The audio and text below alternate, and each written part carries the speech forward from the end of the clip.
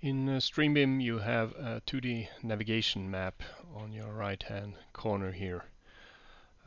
This session will show you how to define your own custom 2D floor plan. The floor plan that you see here is just a floor plan which has been auto-generated based on the building story in the BIM file. So it looks like this. As you can see, the 2D floor plan here also got the room number and name printed here. But sometimes you want some more of the architectural information to be available in your 2D map. 2D floor plan can be found together with IFC files or models in the StreamBIM view here. So here are the models and layers. If we move to the floor plans, we have 3 floor plans which are active at the moment. Roof, second, first floor. You will see which height each floor plan is at. And here you have the possibility of add a custom floor plan. So if we go to first floor, then I have to select the 2D the 2D floor plan I want to use. So let's just search for floor. And then I want a composite first floor plan, as you can only add one drawing to each floor plan. So here is the model footprint on the left hand side.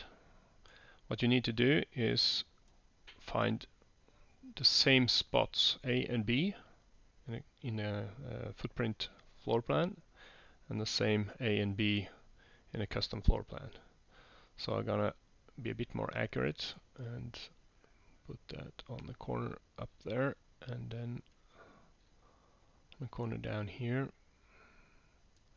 Do the same thing on the 2D.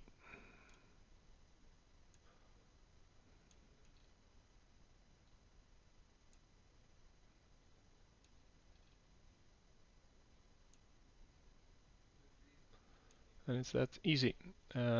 Now if you want to remove all those text and lines outside the floor plan, you can crop this view.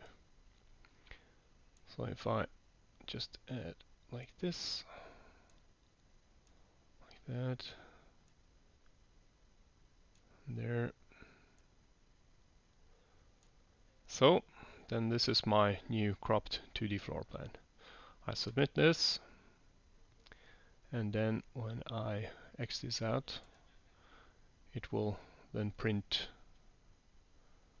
again. And this is my new 2D floor plan. And if I move in the corridor again, I will see that now this map has been located in here. It means that you get axis, measurements, etc. as part of your 2D floor plan, as well as the zone stamp or the room name, number, and tags, whatever you put into your 2D drawing. It's quite simple.